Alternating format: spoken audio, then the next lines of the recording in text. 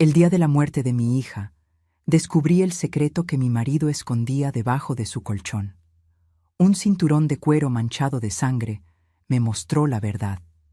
Mientras yo dormía drogada con medicamento, él descargaba su rabia en el cuerpo de mi niña.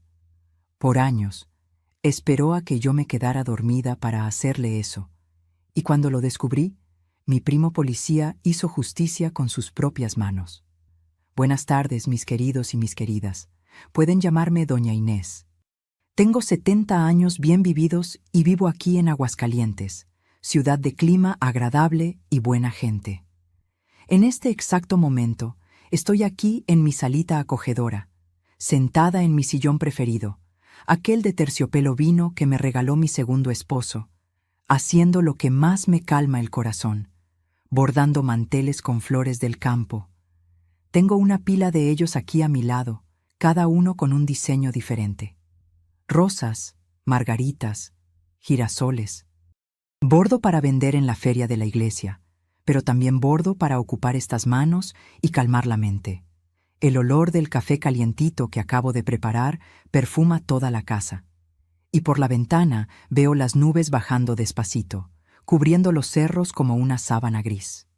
Comencé a bordar hace unos 15 años, después que rehice mi vida. Al principio, las manos me temblaban tanto que no podía enhebrar la aguja.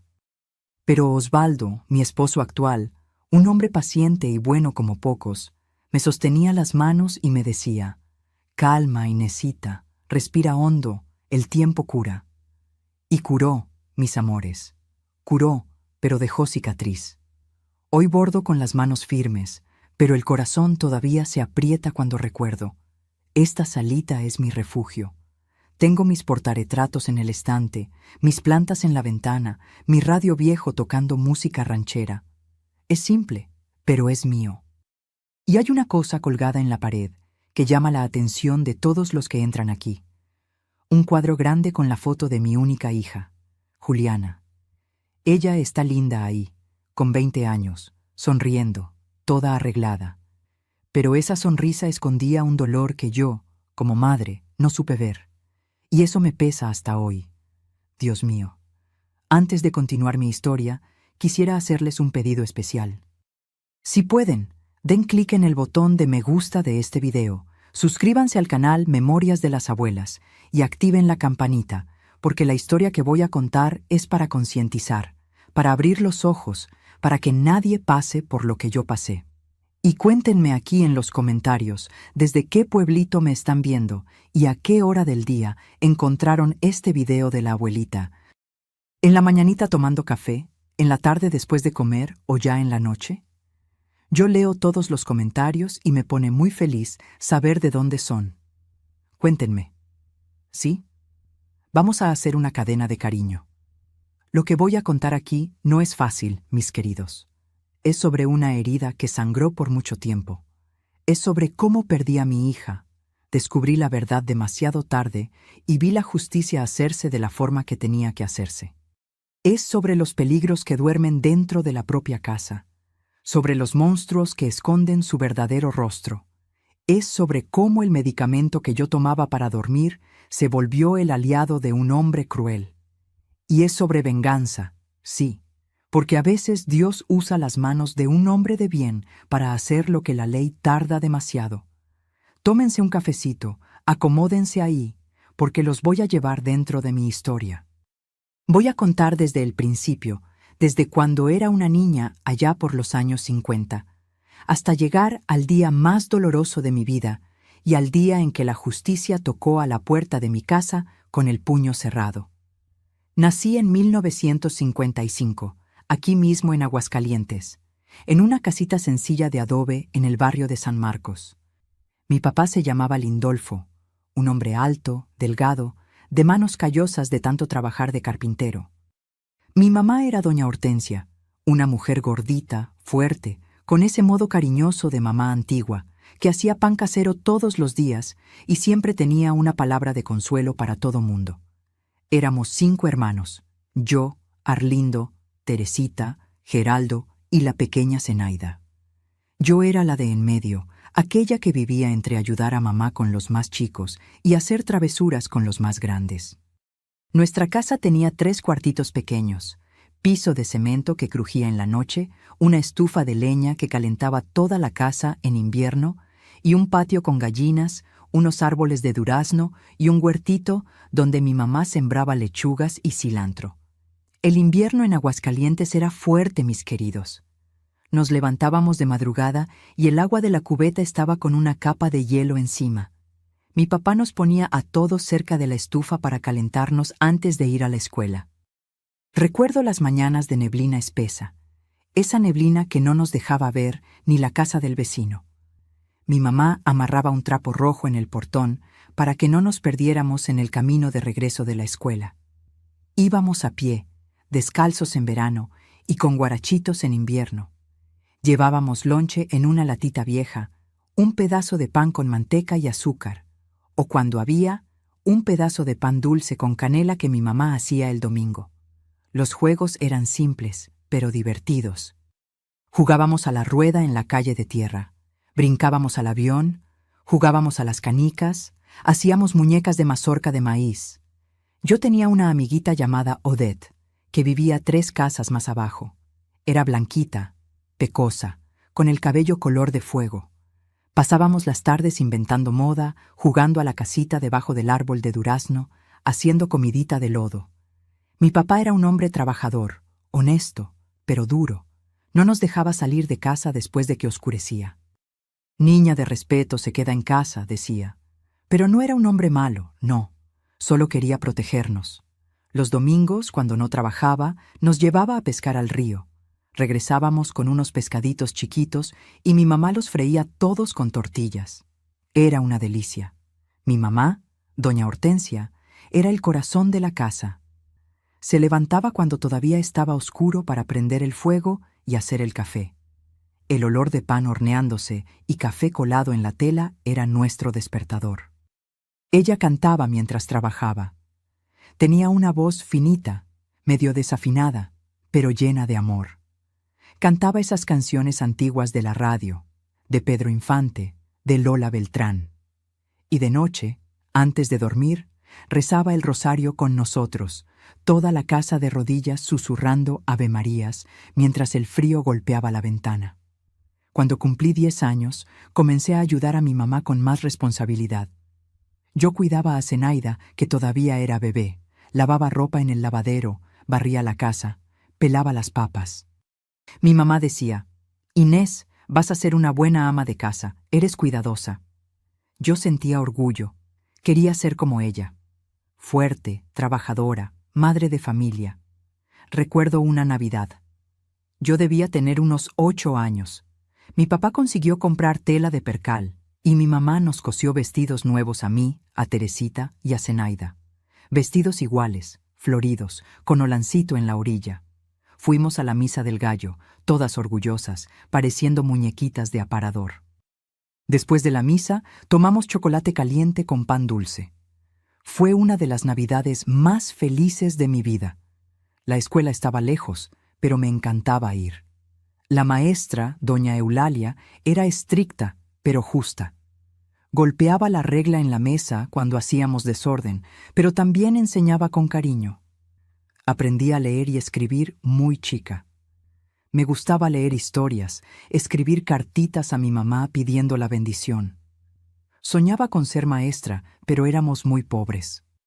Sabía que iba a tener que trabajar de empleada doméstica o casarme pronto. Y fue eso lo que pasó.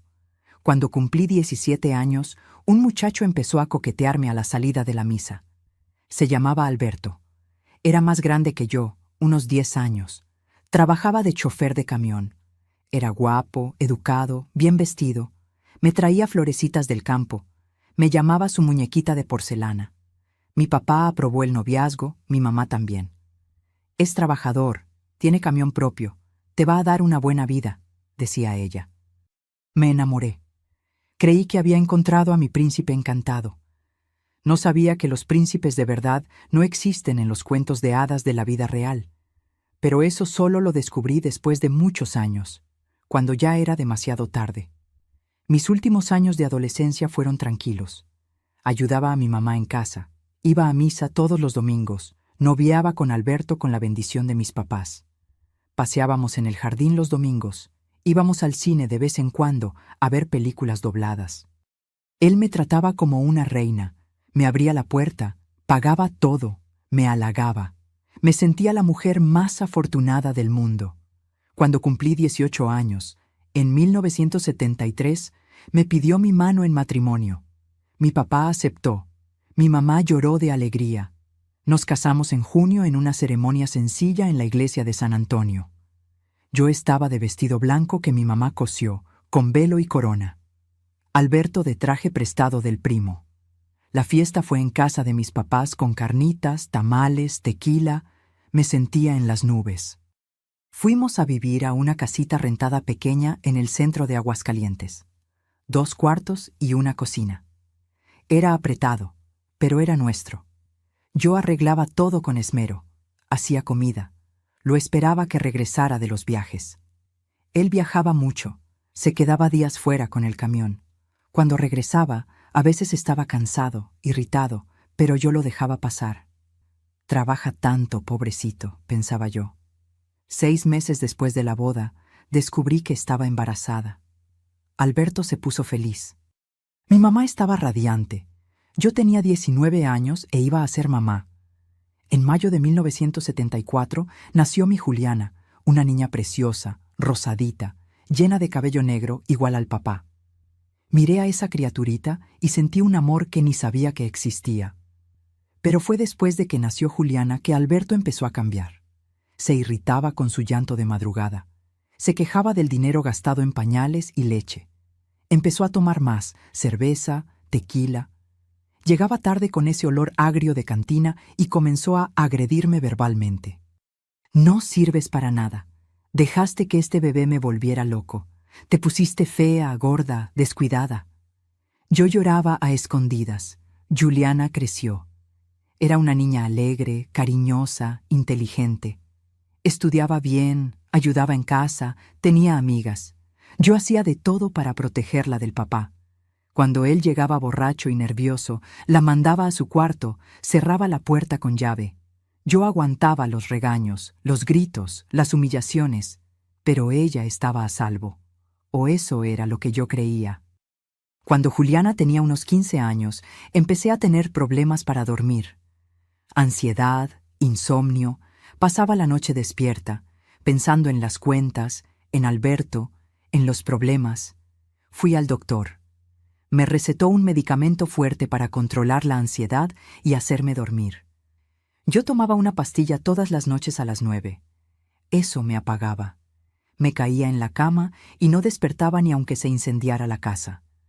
Alberto vio eso, y juro que vi en sus ojos algo extraño, una satisfacción. «Ahora sí vas a dormir bien, Inés», dijo con una sonrisa torcida. No entendí en ese momento, pero ese medicamento se volvió mi enemigo.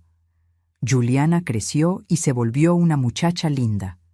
Con 18 años empezó a trabajar en una tienda de ropa en el centro de la ciudad.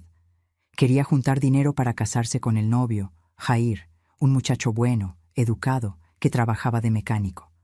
Ella todavía vivía con nosotros, pero iba a irse pronto. Yo estaba feliz por ella, pero al mismo tiempo la veía rara, triste, callada. Ella acababa de cumplir 19 años cuando noté que andaba siempre encorvada, como si sintiera dolor en la panza. «Juliana, ¿estás bien?», le preguntaba. Ella sonreía forzado. «Sí, mamá, son solo cólicos». Yo le creía. Empezó a usar ropa más holgada, más oscura. Evitaba mirar a los ojos del papá. Le tenía miedo. Yo lo veía, pero no entendía.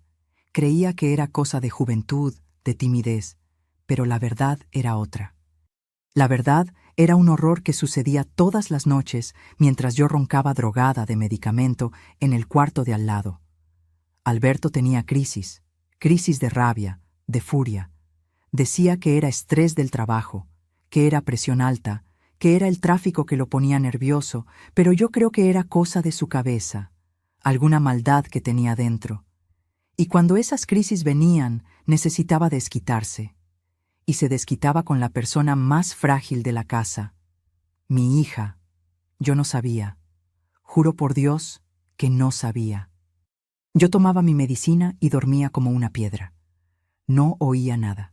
No oía la puerta de su cuarto abrirse. No oía sus susurros, sus amenazas. No oía el ruido sordo de cuero golpeando carne. No oía a ella llorando bajito para no despertarme. No oía nada. Y ella no me contaba. ¿Por qué? Porque él la amenazaba. Si le cuentas a tu mamá, la mato y te mato. Nadie te va a creer. Todo mundo sabe que yo soy trabajador, honesto, de familia. Y ella le creía. Tenía miedo. Entonces aguantaba callada, sola, sangrando por dentro. Juliana cumplió 20 años, 21. Con cada año la veía más apagada, más triste, más distante, pero yo lo atribuía a la boda que estaba por venir, al estrés del trabajo, a las preocupaciones de joven adulta. Nunca, nunca imaginé que mi propio esposo estaba destruyendo a mi hija poco a poco, noche tras noche, mientras yo dormía a 3 metros de distancia. Hasta que un martes de abril de 1996, Juliana se sintió mal en el trabajo. Dolores horribles en la panza, palidez, se desmayó. El patrón me llamó desesperado. Corrí. La ambulancia la llevó al hospital. Yo fui con ella. Alberto llegó después, viniendo del trabajo, diciendo que había dejado todo para estar ahí. El doctor, un muchacho joven, recién graduado, salió de la sala de cirugía con la cara abatida. Lo siento mucho, dijo, y mi mundo se acabó. Fue hemorragia interna. El vaso se le reventó, dijo el doctor con esa voz técnica y fría de quien habla de enfermedad y no de gente. Era tan joven, tan inexperto. Se rascó la cabeza, miró los papeles en el portapapeles y continuó. Pudo haber sido una condición rara, una fragilidad del órgano, alguna enfermedad autoinmune que no detectamos a tiempo, o un trauma, un golpe fuerte, un impacto en la región abdominal. Pero es extraño porque no tiene marca externa evidente, no tiene moretón visible. Es difícil precisar la causa exacta sin una investigación más profunda. Escuché esas palabras, pero no las procesaba. Mi mente estaba en blanco. Mi hija acababa de morir. Mi Juliana, mi única, la niña que cargué en el vientre, que amamanté, que crié, que amé más que todo en este mundo. Se fue así. De repente, un martes común de otoño, miré a Alberto. Lloraba, lloraba copiosamente, sollozando, temblando. Las manos en la cara, el cuerpo encorvado, gimiendo fuerte.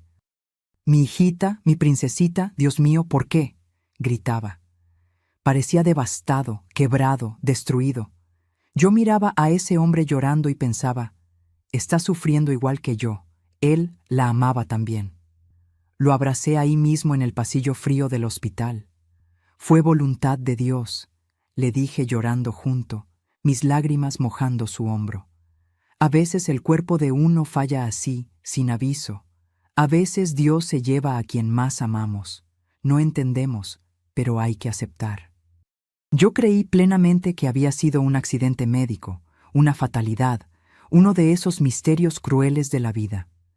No sabía que Dios no tenía nada que ver con eso. Eso era obra del demonio. Y el demonio estaba llorando en mi hombro. Enterramos a Juliana un jueves lluvioso.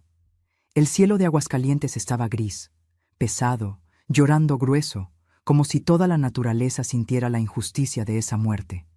Media ciudad fue al entierro. Juliana era querida por todo mundo. Las amigas de la tienda, las compañeras de la escuela antigua, las vecinas, gente que apenas conocía, pero que le tenía cariño por su sonrisa, por su amabilidad.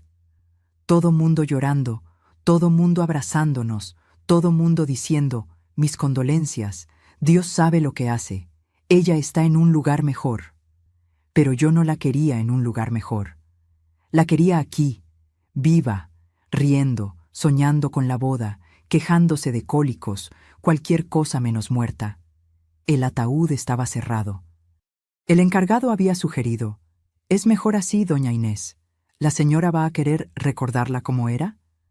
No quise verla. No soportaba la idea de ver a mi hija dura, fría, pálida, sin vida. Quería recordarla sonriendo, viva, oliendo a perfume barato y sueños de muchacha. Entonces dejé cerrado, y cuando bajaron ese ataúd café en la tierra mojada, sentí que mi corazón bajaba junto. Enterré a mi hija y enterré una parte de mí. Regresamos a casa. La casa estaba vacía, tan vacía, silenciosa de más. Faltaba el ruido de ella llegando del trabajo, el olor de su perfume, su voz llamando: «Mamá, llegué». Todo lo que quedó fue el silencio pesado y el dolor que ocupaba cada cuarto. El cuarto de ella estaba intacto, la cama arregladita, como ella la había dejado el martes en la mañana antes de ir a trabajar. La cobija estirada hasta la cabecera, la almohada esponjosa, la ropa del día anterior colgada en la silla, los tenis viejos debajo de la cama, todo en su lugar, pero ella no estaba y nunca más iba a estar. Entré ahí y me senté en la orilla de la cama. El colchón se hundió con mi peso. Agarré la almohada. Olía a ella. Ese olor a champú barato de hierbas que usaba mezclado con el perfume floral que se ponía todos los días. Abracé la almohada y lloré. Lloré hasta no tener más lágrimas. Lloré hasta que me ardió la garganta. Lloré hasta desmayarme de cansancio. Alberto se quedó unos días en casa, con permiso del trabajo. Se quedaba sentado en el sofá, mirando a la nada, tomando cerveza tras cerveza. No me hablaba, no me consolaba, no me abrazaba. Estaba distante, apático, cada uno hundido en su propio dolor. Yo pensaba que era normal. Creía que era su forma de sufrir, de procesar, pero no era dolor, era culpa, era miedo, era el terror de ser descubierto. Él evitaba su cuarto, nunca entraba ahí. Cuando le pedía que me ayudara a sacar algo, ponía pretextos. Después, Inés, estoy ocupado, no estoy bien para eso. Y yo pensaba que era porque dolía mucho entrar a ese cuarto. No sabía que lo que le impedía entrar no era dolor. Era el recuerdo de lo que había hecho ahí. Era la sangre invisible en sus manos. Pasaron los días, una semana, después 2. El dolor seguía fresco, crudo, latiendo, pero la vida no se detiene. Las cuentas seguían llegando, la ropa seguía ensuciándose, la comida necesitaba hacerse y yo necesitaba seguir, aunque no quisiera, aunque no tuviera fuerzas. Una mañana de sol débil, casi 2 semanas después del entierro, decidí que necesitaba arreglar el cuarto de Juliana. No iba a convertir eso en un santuario. No iba a dejar todo detenido en el tiempo. Iba a donar sus ropas al bazar de la iglesia, guardar los recuerdos importantes en una caja, intentar seguir adelante. Mi mamá, doña Hortensia, me había enseñado que la vida es hacia adelante, nunca para atrás. Guardar luto eterno no trae a nadie de vuelta, Inés, me había dicho, sosteniendo mi mano en el entierro. Honra a tu hija viviendo, no muriendo con ella. Entonces, esa mañana, respiré hondo, abrí la puerta del cuarto y entré con una caja de cartón debajo del brazo y una bolsa de basura en la mano. Iba a hacer esto. Iba a ser fuerte por Juliana, por mí. Empecé a sacar la ropa del closet, vestidos, blusas, pantalones, faldas, todo oliendo a ella, todo recordándomela. Un vestido azul que había usado en Navidad, una blusa florida que le había regalado de cumpleaños, un pantalón de mezclilla roto en la rodilla que adoraba. Cada prenda era una memoria, cada prenda era una puñalada en el pecho. Yo lloraba mientras doblaba, lloraba y continuaba, porque parar era peor.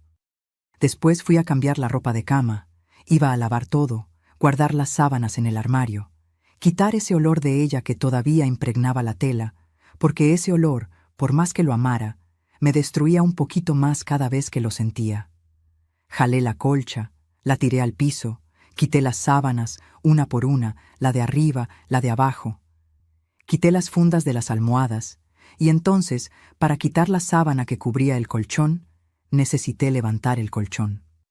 Ese colchón matrimonial viejo, pesado, de resortes. Hice fuerza, levanté una punta, la sostuve con la rodilla mientras jalaba la sábana, y fue ahí cuando vi. Escondido ahí, justo en medio de las tablas de madera de la base de la cama, entre una tabla y otra, había un cinturón. Un cinturón de cuero grueso, café oscuro, con hebilla grande de metal. Lo reconocí de inmediato. Era de Alberto, ese cinturón que usaba con pantalón de mezclilla cuando iba a carne asadas de domingo o fiestas de familia. El cinturón con la hebilla cuadrada, pesada, con un dibujo de caballo grabado en el metal. Pero ¿por qué diablos ese cinturón estaba ahí escondido debajo del colchón de mi hija? Mi primera reacción fue confusión. ¿Será que Yu lo agarró prestado para usar con alguna ropa? ¿Será que él lo dejó caer aquí por accidente y nadie lo vio? Pero no tenía sentido. ¿Por qué un cinturón estaría escondido de esa manera? ¿Por qué ella no me contó? ¿Por qué él no lo buscó? Solté el colchón. Cayó pesado de vuelta en la cama. Agarré el cinturón con las dos manos, lo miré, y fue cuando noté los detalles. La hebilla estaba abollada, torcida. El metal, que debería estar liso y brillante, estaba deformado, con marcas profundas, como si hubiera golpeado algo duro varias y varias veces, con fuerza, con violencia. ¿Y el cuero? Dios mío, el cuero estaba manchado. Manchas oscuras, esparcidas, que habían penetrado en el material. No eran manchas de suciedad común, no era lodo, no era grasa. Eran manchas orgánicas, manchas que contaban una historia. Llevé el cinturón a mi nariz, lo olí. El olor era indefinible, pero inconfundible. Metálico, viejo, podrido. Era sangre, sangre seca, envejecida, que se había vuelto parte del cuero. Mucha sangre. Sangre de quien sangró más de una vez. Sangre de quien sufrió. Y en ese segundo, con ese cinturón en la mano y ese olor en la nariz, todo se conectó. Todas las piezas sueltas del rompecabezas de mi vida se juntaron en una imagen horrible. Juliana andando encorvada, siempre encorvada, protegiendo la panza con las manos. Yo preguntaba, ¿estás bien, mi hija? Y ella, sí, mamá, son solo cólicos. Pero no eran cólicos, era dolor de golpiza. Las ropas holgadas. Había empezado a usar ropa enorme, holgada, oscura. Yo pensaba que era moda de joven, pero no era moda. Era esconder marcas, esconder moretones, esconder la verdad. Los dolores que decía que eran problema de mujer. ¿Cuántas veces la vi pálida, sudando frío, agarrándose el costado del cuerpo, diciendo, «Es solo una puntada, mamá, ya pasa»? ¿Cuántas veces se encogía cuando el papá pasaba cerca? ¿Cuántas veces temblaba cuando oía su voz? El doctor hablando de trauma, golpe fuerte en la región abdominal. Había dicho eso, había mencionado el trauma, pero yo no quise creer, porque ¿quién iba a golpear a mi hija en mi casa bajo mis narices? Alberto. Fue él. Él le pegaba con este cinturón en la panza, donde nadie veía, donde la ropa cubría. Esperaba a que yo tomara mi medicina, esperaba a que me durmiera, esperaba a que me quedara inconsciente, roncando en el cuarto de al lado. Y ahí iba. Entraba a su cuarto, descargaba la rabia, la locura, la maldad. Le pegaba, le pegaba con el cinturón, con fuerza, hasta que el vaso se le reventó, hasta que mi hija se murió por dentro. Y ella aguantó callada, sola, con miedo, con vergüenza, con certeza de que nadie le iba a creer, con terror de que él me matara si contaba. Entonces prefirió morir antes que ponerme en riesgo. Mi cabeza empezó a dar vueltas, el cuarto giraba. Sentí náusea, vómito subiendo. Caí de rodillas al piso. El cinturón todavía en la mano, apretado, agarrado, como si fuera la última prueba de la existencia de mi hija. Grité hasta que me sangró la garganta. Grité de dolor, de rabia, de culpa. Culpa, tanta culpa. Dormí mientras golpeaban a mi hija. Tomé medicina mientras ella sangraba. Confié en el hombre que la mató. Compartí la cama con el asesino de ella por años, sonriendo, haciéndole comida, lavando su ropa, creyendo que era un buen papá, un buen esposo. ¿Cómo fui tan ciega? ¿Cómo no vi? ¿Cómo no me di cuenta? ¿Qué madre fui? ¿Qué madre duerme mientras su hija muere? Lloré. Lloré abrazada de ese cinturón maldito. Lloré tirada en el piso frío de ese cuarto. Lloré hasta desmayarme de agotamiento, de deshidratación, de desesperación absoluta. No sé cuánto tiempo me quedé ahí. Horas, tal vez todo el día. Cuando volví a tener conciencia del mundo a mi alrededor, el sol ya se estaba poniendo. La casa estaba oscura, silenciosa, y dentro de mí algo había cambiado. El dolor continuaba, pero junto con el dolor había nacido otra cosa. Algo frío, calculador, implacable. Algo que quemaba más fuerte que cualquier lágrima. Era odio. Odio puro, concentrado, venenoso. Odio por el hombre que dormía en mi cama. Odio por el monstruo que me había robado a mi hija. Odio que venía acompañado de un único deseo: justicia. Me levanté del piso, agarré el cinturón, lo miré una última vez a la luz débil del atardecer. Lo envolví en un trapo viejo. Lo guardé debajo de mi propia cama, en el fondo, donde nadie lo encontraría. Eso era prueba, eso era la verdad, y eso iba a ser su condena. No iba a confrontar a Alberto en ese momento. No iba a gritar, llorar, acusar. Si hacía eso, él iba a negar, iba a llorar, iba a inventar excusas, iba a manipularme, como siempre hizo, o peor, iba a matarme, a golpearme hasta que me callara, a enterrarme al lado de Juliana. Y entonces, ¿quién iba a hacer justicia? No, tenía que ser inteligente, fría, paciente. Iba a fingir, iba a seguir siendo la Inés de siempre, la esposa sumisa, la viuda de luto, y cuando llegara el momento correcto, iba a actuar. Iba a destruirlo de la manera que se merecía. Limpié la cara, respiré hondo, salí del cuarto, cerré la puerta detrás de mí y fui a hacer cena para el monstruo. Porque los monstruos también necesitan comer antes de ser devorados. Los días siguientes, continué mi vida como si nada hubiera cambiado. Me levantaba, hacía café, limpiaba la casa, hacía comida. Alberto iba a trabajar en la mañana, regresaba de noche. A veces llegaba borracho, a veces sobrio, pero siempre evitando mis ojos, siempre huyendo de mí. Y yo fingía no notarlo. «Buenas noches, Alberto», decía cuando llegaba. «Buenas noches», respondía, casi sin mirarme. «¿Quieres cenar?» Déjalo ahí como después. Conversaciones cortas, vacías, mecánicas, cada uno atrapado en su propia trampa. Él pensando que había escapado. Yo sabiendo que la soga estaba en su cuello. De noche, acostados en la misma cama, yo lo miraba durmiendo, roncando fuerte, borracho, relajado, sin culpa visible, y sentía náusea. ¿Cómo es que había dormido al lado de este hombre por más de 20 años? ¿Cómo es que no había visto la maldad en sus ojos? ¿Cómo es que creí que era un buen hombre? Empecé a recordar detalles que antes ignoraba.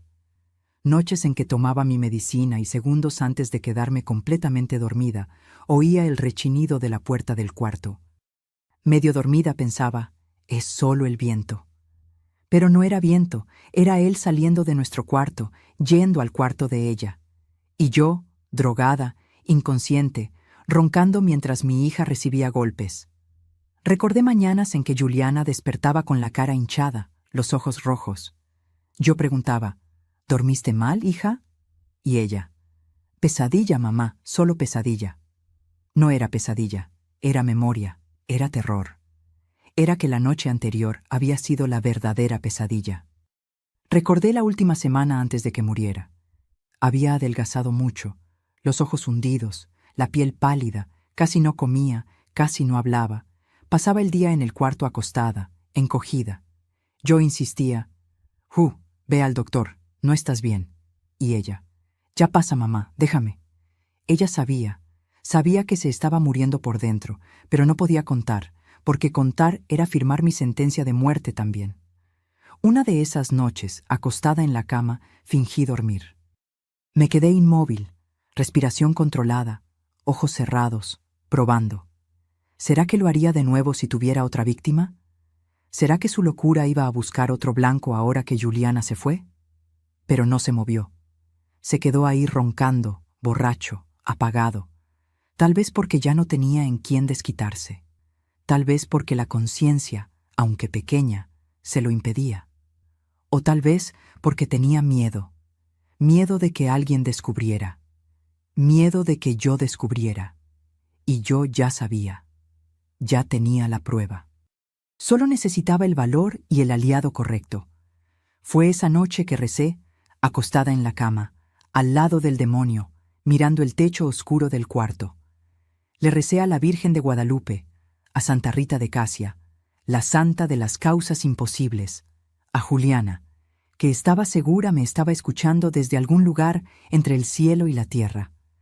«Dame fuerza, mi hija», susurré al techo. «Muéstrame el camino». «¿Qué hago? ¿Cómo hago justicia para ti? ¿Cómo pongo a este hombre donde se merece estar? Ayúdame, por favor. Ayúdame».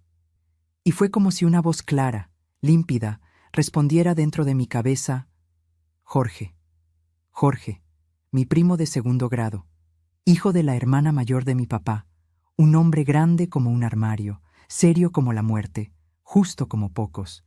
Era policía judicial. Tenía más de 20 años en la corporación, había visto de todo: ladrones, narcos, asesinos, violadores. Y yo sabía, por pláticas de familia, que tenía un odio especial por un tipo específico de criminal: cobardes que le pegan a mujeres y niños. Recordé una reunión familiar años atrás, en una carne asada de Navidad. Jorge estaba ahí de descanso, tomando cerveza, platicando con los primos. Alguien comentó sobre un caso que había salido en el periódico. Un hombre que había matado a la esposa a puñaladas porque ella le había pedido la separación. Y Jorge, que era callado, había dicho con esa voz gruesa y tranquila: «Hombre que le levanta la mano a una mujer no es hombre, es basura. Merece cárcel, merece pudrirse ahí adentro con los peores. Y si depende de mí, eso es exactamente lo que va a pasar». Él iba a entender, me iba a escuchar, me iba a creer, y más importante, iba a hacer justicia de la manera correcta, por la ley, pero sin piedad.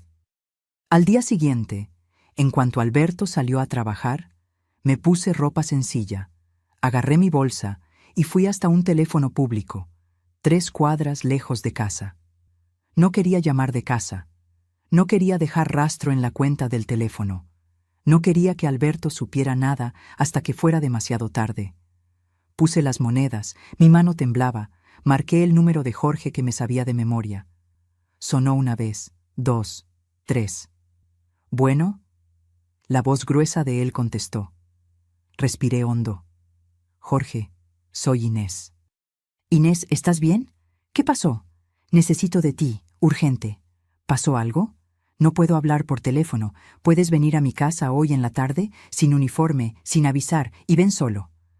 La voz de él se puso seria, profesional. «¿Es caso de policía, Inés?». Cerré los ojos, apreté el teléfono. «Es caso de justicia». Silencio. Después: «Ya voy llegando». Colgué. Regresé a casa. Me senté en el sofá. Esperé. El corazón latiendo fuerte, las manos sudando, la mente corriendo. ¿Será que estoy haciendo lo correcto? ¿Será que me va a creer? ¿Será que la prueba es suficiente? Pero no tenía opción. No podía ir a la delegación común. No conocía a nadie ahí. Me iban a tratar como loca. Iban a pensar que era dolor de madre que estaba inventando historias. Pero Jorge era diferente. Jorge era familia. Jorge me iba a escuchar. Iba a investigar. Iba a actuar. A las 2 de la tarde tocaron la puerta. 3 golpes fuertes, firmes. Abrí. Era él. Jorge tenía casi 50 años. Alto, ancho, con hombros de jugador de fútbol americano, cabello canoso cortado bien corto, bigote grueso, ojos pequeños pero penetrantes. Estaba de civil, pantalón de mezclilla oscuro, camisa a cuadros roja, tenis negro. Pero la postura, la forma de caminar, la forma en que miraba alrededor antes de entrar, gritaban: «¡Policía!». «Hola, Inés», dijo con esa voz que parecía venir del fondo de un pozo. «Hola, Jorge, pasa». Entró. Miró la sala, sus ojos barriendo cada rincón, cada detalle, como si estuviera mapeando el ambiente. Se sentó en el sofá, pesado, sólido. ¿Dónde está Alberto? Fue lo primero que preguntó. En el trabajo, regresa solo de noche. Asintió. Cuéntame. Y le conté todo. Desde el medicamento para dormir que tomaba todas las noches, desde la muerte de Juliana y el dictamen confuso del doctor, desde el día que levanté el colchón y encontré el cinturón. Le conté sobre las manchas de sangre, la hebilla abollada, los cambios en el comportamiento de Juliana en los últimos años.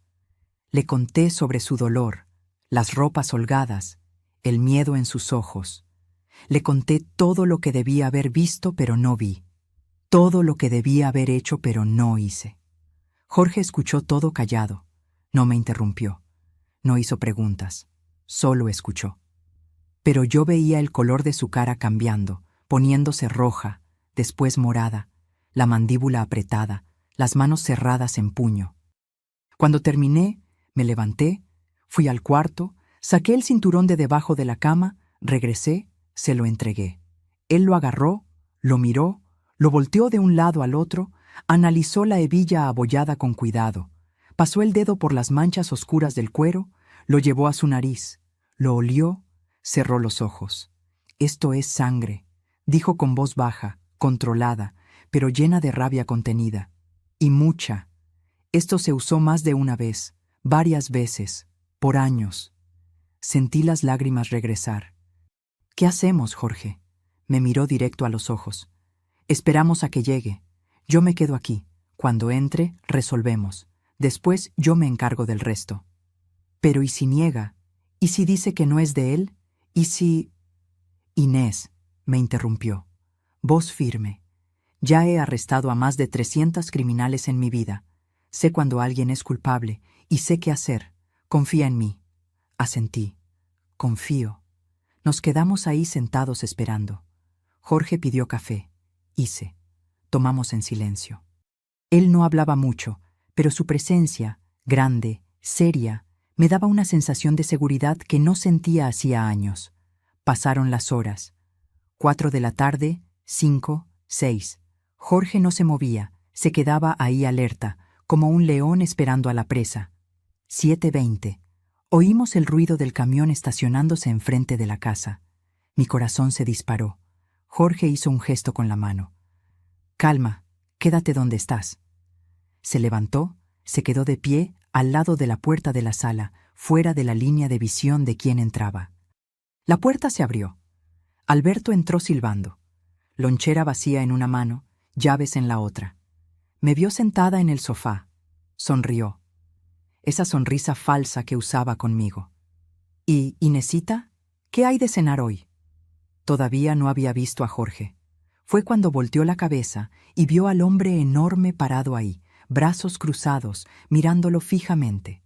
La sonrisa desapareció del rostro de Alberto. El color desapareció, se puso blanco como papel. Jorge, tartamudeó, la lonchera casi cayéndose de su mano.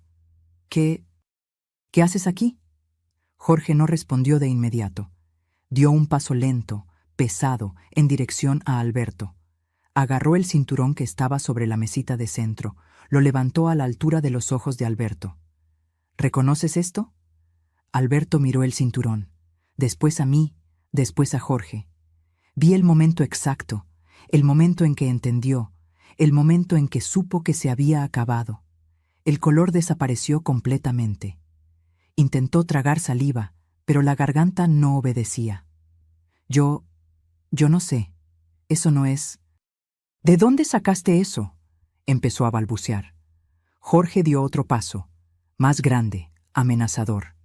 No me mientas, desgraciado. Ya he arrestado a cientos de basuras como tú. Cobarde, golpeador, asesino. Este cinturón tiene sangre de Juliana. Inés me contó todo. Ya sé todo, y vas a pagar. Alberto me miró con odio, con desesperación, con rabia de haber sido descubierto. ¿Le contaste? Gritó. Dio un paso en mi dirección, puño cerrado, brazo levantado, listo para golpearme por primera vez en la vida, para callarme, para destruirme como destruyó a ella. pero no llegó ni cerca. Jorge se movió más rápido de lo que un hombre de ese tamaño debería poder. Agarró el puño de Alberto en el aire con la mano izquierda, firme, como si fuera el brazo de un niño. Lo torció para atrás. Alberto gritó de dolor. Y con la mano derecha, Jorge le dio un golpe directo, con toda la fuerza, justo en medio de la cara de Alberto. El ruido fue seco, horrible, crack, como si hubiera reventado una sandía con un martillo. La nariz de Alberto explotó, sangre salpicando por todos lados, en los dos, en la pared, en el piso. Ni tuvo tiempo de procesar lo que pasó. El cuerpo se le apagó, las piernas cedieron. Cayó desmayado, inconsciente en el piso de la sala, con la nariz rota en medio de la cara. Me quedé paralizada, en shock. Acababa de ver a mi esposo ser noqueado de un golpe. Solo una parte de mí, la parte vieja, la parte que todavía tenía un resquicio de afecto por él, sintió lástima. Pero la parte más grande, la parte madre, la parte que había descubierto la verdad, sintió satisfacción. Satisfacción fría, cruel, merecida, justicia. Jorge sacó las esposas que siempre cargaba en la cintura, aunque estuviera de descanso, aunque estuviera de civil, siempre preparado. Esposó las manos de Alberto a la espalda ahí mismo, con él inconsciente, sangrando en el piso. «Llamo a la patrulla», dijo, sacando el celular y llamando. «Capitán, aquí es Jorge. Necesito una patrulla en la dirección de la calle X, número tal. Tengo un sospechoso de homicidio bajo custodia. Y traigan un kit de peritaje. Tengo prueba material». Media hora después, 2 patrullas se estacionaron en la puerta. 4 policías entraron, saludaron a Jorge, miraron a Alberto todavía en el piso, sangrando, gimiendo, medio despierto. Recogieron el cinturón, lo pusieron en una bolsa de evidencia, levantaron a Alberto, lo aventaron en la patrulla. Él lloraba, gritaba: «¡Es mentira! Inés está loca. Ella inventó eso. Yo nunca le pegué a mi hija. Yo la amaba. Todo es mentira». Pero nadie le creyó. Jorge tenía credibilidad, tenía años de servicio y tenía pruebas. El cinturón fue a peritaje. La sangre fue analizada. El ADN era de Juliana. El patrón de lesión interna causado por la hebilla fue comparado con el dictamen de la necropsia que pidieron revisar. Coincidía perfectamente. La forma de la hebilla correspondía exactamente a los moretones profundos encontrados en el abdomen de ella durante la autopsia. Y más, investigaron el historial médico de Juliana. Descubrieron que había ido a 2 centros de salud diferentes en los últimos 6 meses, con dolores abdominales intensos y recurrentes. Los doctores le habían dado analgésicos, buscapina, y la mandaron a casa. Nadie investigó. Nadie preguntó si estaba siendo agredida. Pero ahora, con el cinturón, con la sangre, con la cronología, todo tenía sentido. Eran traumas repetidos, golpizas sistemáticas durante años hasta que el órgano ya no aguantó más y se reventó. Alberto fue arrestado, prisión preventiva, esperó el juicio en la cárcel. Su abogado intentó de todo, alegó locura, bipolaridad no tratada, estrés postraumático. Dijo que no sabía lo que estaba haciendo, que amaba a su hija, que era un hombre de bien, que tuvo un brote, pero no funcionó. El juez no se lo tragó. 30 años. Homicidio calificado por motivo alevoso y medio cruel. 30 años de prisión, sin derecho a la progresión anticipada. Fue a la cárcel de la Ciudad de México, prisión de seguridad máxima, y ahí sufrió. Oí decir, por medio de conocidos, que los otros presos descubrieron su crimen, que había matado a su propia hija de tanto golpearla, y que en la cárcel, hasta entre criminales, hay código, hay jerarquía. Ladrón respeta a ladrón, narco respeta a narco.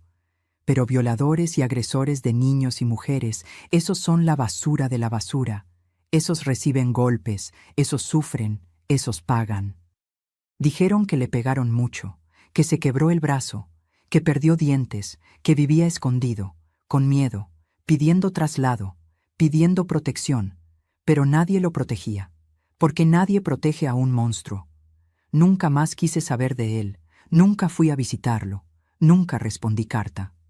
Para mí, murió el día que Jorge le dio ese golpe. El resto fue solo su cuerpo pudriéndose en la cárcel, donde siempre debió haber estado. ¿Y Jorge? Jorge fue mi ángel, mi héroe. No sufrió nada porque actuó dentro de la ley. Alberto intentó agredirme enfrente de él, entonces fue legítima defensa.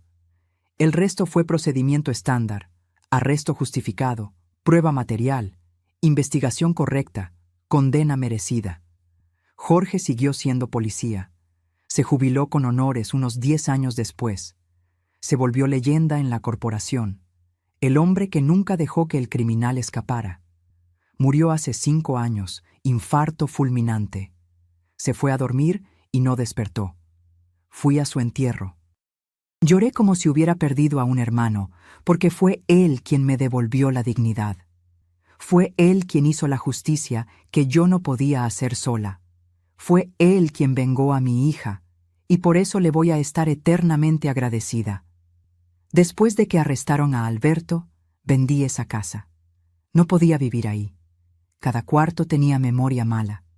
El cuarto de Juliana, donde sufrió, la sala donde Jorge dio el golpe, la cocina donde hacía comida para el monstruo, creyendo que era un buen esposo. No aguantaba. Vendí barato, agarré el dinero y me fui a vivir a un departamento pequeño de un cuarto solo, cerca del centro de Aguascalientes. Viví sola por unos 5 años. Trabajé de trabajadora doméstica, de cocinera en restaurante, de costurera en sastrería, lo que fuera para sobrevivir, para pagar renta, luz, comida. No quería depender de hombre nunca más. No quería depender de nadie. Quería ser libre, independiente, dueña de mi propio destino. Pero Dios tenía otros planes para mí. En 2005 conocí a Osvaldo en una reunión del grupo de la tercera edad de la iglesia. Era una tarde de jueves. Había plática sobre salud, después refrigerio comunitario. Yo estaba ahí quieta en mi rincón, tomando café de olla, comiendo pan dulce. Y él se sentó a mi lado. «Con permiso, ¿este lugar está ocupado?», preguntó sonriendo. Lo miré, un señor de unos 60 años, cabello blanco bien cortado, ojos claros, azules, bondadosos, sonrisa tranquila, ropa sencilla pero limpia. Y algo en él, algo que no sabía explicar, me dio paz. «Está libre», dije. Se sentó. Empezamos a platicar. Era viudo. Había perdido a la esposa de cáncer 3 años antes. Había estado casado por 35 años. Tenía 2 hijos ya adultos, viviendo en otras ciudades. Era jubilado del ejército, tenía una pensión pequeña pero suficiente. Vivía solo en una casa chiquita en la colonia popular. Platicamos esa tarde toda, y en las tardes siguientes, todos los jueves, nos encontrábamos ahí, tomábamos café, platicábamos, reíamos, contábamos historias de vida. Le conté sobre Juliana, sobre lo que pasó. Me escuchó sin juzgar, sin lástima exagerada, con respeto, con empatía. «Eres una mujer fuerte, Inés», dijo. «Sobreviviste a lo que mucha gente no sobreviviría, y todavía estás aquí de pie, luchando. Eso es admirable». Y fue así que empezó, despacito, sin prisa, sin presión. Osvaldo nunca intentó besarme en la segunda semana, nunca me pidió en matrimonio en el tercer mes. Respetó mi tiempo, mi espacio, mi dolor. Era gentil, paciente, cariñoso, todo lo que Alberto nunca fue. Noviamos por 2 años. Cuando finalmente me pidió en matrimonio, yo tenía 52 años. Pensé mucho. ¿Será que quiero casarme de nuevo? ¿Será que puedo confiar en otro hombre? Pero miré a sus ojos y vi sinceridad, vi bondad, vi amor de verdad. Entonces acepté. Nos casamos en 2007 en el registro civil con 2 testigos, sin fiesta, sin lujo, pero fue la boda más feliz de mi vida, porque era con el hombre correcto, con el hombre que me trataba como igual, como compañera, como ser humano digno de respeto. Hoy vivimos en una casita pequeña aquí mismo en Aguascalientes, en la colonia popular. 3 cuartos, una cocina sencilla, un patiecito con unas matas de lechuga y tomate. Nada de lujo, Nada grande, pero es nuestra. Está llena de paz, de respeto, de amor verdadero. Osvaldo me cuida con un cariño que no conocía. Hace café en la mañana cuando estoy cansada. Me lleva a caminar al jardín todas las tardes. Ve telenovela conmigo de noche y no se queja. Nunca, nunca me ha levantado la voz. Nunca me ha faltado al respeto. Nunca me ha hecho sentir pequeña. Es lo opuesto completo de Alberto. Y le agradezco a Dios todos los días por haberme dado una segunda oportunidad de ser feliz. Participo activamente en la pastoral de la salud de la iglesia. Una vez por semana visitamos enfermos, llevamos comida, medicina, palabra de consuelo, ayudo como puedo. Es mi forma de retribuir la ayuda que recibí cuando la necesité. También participo en un grupo de apoyo para mujeres víctimas de violencia doméstica, organizado por la Asistencia Social del DIF. Una vez al mes, nos reunimos. Cuento mi historia, mi dolor, mi lucha, y veo en sus ojos el reconocimiento, la identificación. Y muchas después de la reunión vienen a abrazarme llorando. Señora, me dio valor, voy a denunciar, voy a salir de esto. Y eso me llena el corazón. Tengo amigas queridas aquí en la colonia. Doña Normelia, que vive 2 casas más abajo, es mi compañera de bordado. Nos juntamos todos los martes en la tarde, tomamos café de olla, bordamos, chismeamos de la vida ajena sin maldad, reímos. Es una delicia. También tengo a doña Quiteria, que es de la iglesia y que hace las mejores gorditas que he comido en mi vida. Siempre me trae una bolsita de regalo cuando hace. No tuve más hijos. Juliana fue única, insustituible, pero en el corazón la tengo como si estuviera viva. Mandé hacerme un tatuaje en la espalda. Dolió barbaridad. Piel de vieja es sensible, las agujas rasgan más. Pero valió cada segundo de dolor. Es el rostro de Juliana sonriendo, con esa foto linda que se había tomado a los 20 años en el fotógrafo del centro. Cada vez que me miro en el espejo de espaldas, la veo y siento que está conmigo, protegiéndome, cuidándome las espaldas, literalmente. La vida hoy es simple, pero es buena. Me levanto a las 6 de la mañana, tomo café con pan y mantequilla, veo las noticias en la tele con Osvaldo. Después él va a regar las plantas y yo arreglo la casa. A mediodía hago la comida, arroz, frijoles, un bistec, ensalada. En la tarde bordo, leo, veo tele, recibo visita de las amigas. De noche cenamos ligero, sopa, omelette, sándwich, vemos telenovela, rezamos juntos antes de dormir. Es rutina, es predecible, pero es seguro, es amoroso, es todo lo que siempre quise y nunca tuve. Los fines de semana, vamos al jardín. Tomamos nieve, nos sentamos en la banca y nos quedamos viendo el movimiento. Niños jugando, parejas noviando, ancianos platicando, la vida pasando. A veces vamos al cine a ver película de comedia romántica que me gusta. Osvaldo se queja de que es película de viejas, pero va de todas formas. Me sostiene la mano durante la película y me sonríe al final. Tengo pocos lujos. No tengo carro, no tengo casa grande, no viajo fuera, pero tengo paz, tengo amor, tengo respeto, tengo dignidad. Y eso, mis queridos, no tiene precio. No se compra, no se vende, solo se conquista con lucha, con valor, con justicia. Si llegaste hasta aquí, hasta el final de esta historia dolorosa, quiero agradecerte desde el fondo del corazón, porque contar esto no es fácil. Revivir cada momento, cada detalle, cada error, cada culpa, duele más de lo que se imaginan. Pero lo cuento porque es necesario, porque hay muchas mujeres por ahí viviendo lo que yo viví, muchas madres ciegas como yo fui, muchos monstruos disfrazados de padre de familia, de esposo trabajador, de hombre de bien. Entonces, escúchame bien, con atención, porque lo que voy a decir puede salvar una vida. Si eres mamá, vigila a tus hijos, principalmente a tus hijas. Presta atención a las señales. Presta atención cuando cambia de comportamiento, cuando se queda muy callada, cuando evita a alguien de la propia familia, cuando usa ropa muy holgada, cuando se queja de dolores extraños. No creas que es etapa, no creas que es berrinche, no creas que es cosa de adolescente. Investiga, pregunta. Crea un espacio seguro para que te cuente, porque el monstruo puede estar dentro de tu propia casa, durmiendo en tu cama, comiendo en tu mesa. Si eres mujer y estás en una relación donde él te humilla, te controla, te aísla de los amigos y familia, te agrede con palabras o con manos, sal mientras es tiempo. Porque hombre violento no cambia. Promete, llora, jura por Dios y por todos los santos que va a cambiar. Trae flores, pide perdón, dice que te ama, pero no cambia, nunca cambia. Te va a destruir poco a poco y tal vez te mate al final. Y si estás siendo agredida, abusada, maltratada, y tienes miedo de contar porque él te amenazó a ti o a tu familia, cuenta de todas formas. Busca ayuda.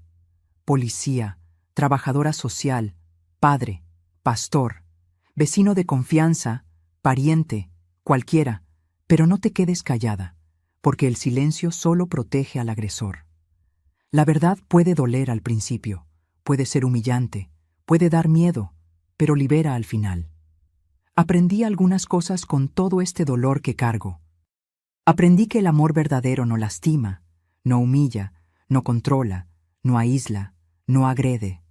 Amor verdadero respeta, cuida, protege. Y si lo que estás viviendo no es eso, entonces no es amor. Aprendí que perdonarme a mí misma fue más difícil que perdonar a Alberto, porque me culpaba por haber dormido, por no haber visto, por no haberla salvado. Pero no podía saber. Él lo escondía bien, y ella me protegía a mí.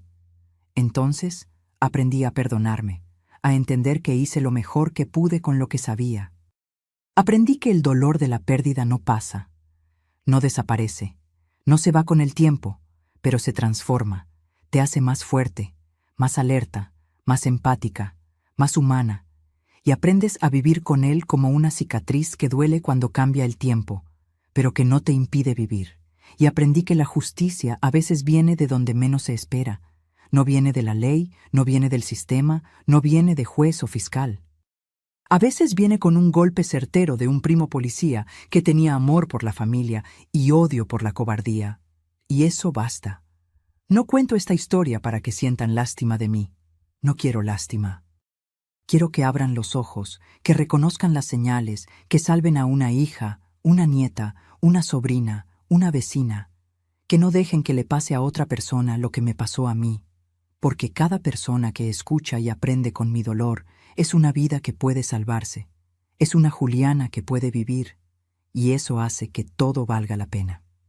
Ahora, mi pedido final para ustedes. Si todavía no se han suscrito al canal Memorias de las Abuelas, suscríbanse ahora. Den clic en el botón, activen la campanita, porque aquí hay historias reales, vividas, sufridas, contadas para concientizar, para educar, para prevenir. Historias que necesitan ser escuchadas para que otras mujeres, otras madres, otras hijas no pasen lo mismo. Y déjenme un comentario aquí abajo con una palabra sola: coraje. Solo esa palabra, para que yo sepa que viste hasta el final, que entendiste el mensaje, que lo vas a compartir. Hazlo ahora. No lo dejes para después. No olvides, porque tu acción, tu suscripción, tu comentario puede hacer la diferencia en la vida de alguien, puede salvar una vida. Esta historia no es para impactar, no es para entretener, no es para ganar vistas. Es para concientizar, es para mostrar que la violencia doméstica mata, que está escondida, que sucede mientras todo mundo duerme, que las señales están ahí gritando, pero necesitamos prestar atención, que valor no es no tener miedo. Valor es actuar, aunque tengas miedo. Es denunciar aunque tengas vergüenza. Es salir aunque no tengas a dónde ir, porque quedarte es morir poco a poco, y tú mereces vivir. Si conoces a alguien en una situación parecida, sé el Jorge de esa persona. Extiende la mano, ofrece ayuda, créele, porque a veces creer es el primer paso para salvar. Si tú o alguien que conoces está viviendo violencia dentro de casa, sepan que en cada país, en cada ciudad, en cada comunidad, existen personas e instituciones listas para ayudar. Busca a la policía, busca los servicios sociales, busca las líneas de apoyo de tu región, busca a la iglesia, el centro de salud, la escuela. Busca ayuda, porque la dignidad humana no tiene frontera, el respeto no tiene nacionalidad, el derecho de vivir en paz no depende de dónde naciste. Todos nosotros, en cualquier lugar del mundo, merecemos vivir sin miedo, sin violencia, sin tener que esconder moretones o mentir sobre dolores. Únete a esta cadena de protección. Sé parte de la solución. Denuncia, ayuda, cree. Porque juntos, como una gran familia humana, como una red de amor y cuidado, podemos hacer la diferencia. No te calles, no dejes que callen. La vida es un regalo muy precioso para ser desperdiciada en manos de quien no sabe amar, para ser destruida por quien debería proteger. Un beso en el corazón de cada uno de ustedes. Que Dios los bendiga. Que Juliana allá en el cielo los bendiga. Que la justicia llegue para quien la necesita. Y que la paz encuentre a quien sufre. Hasta la próxima historia, mis queridos.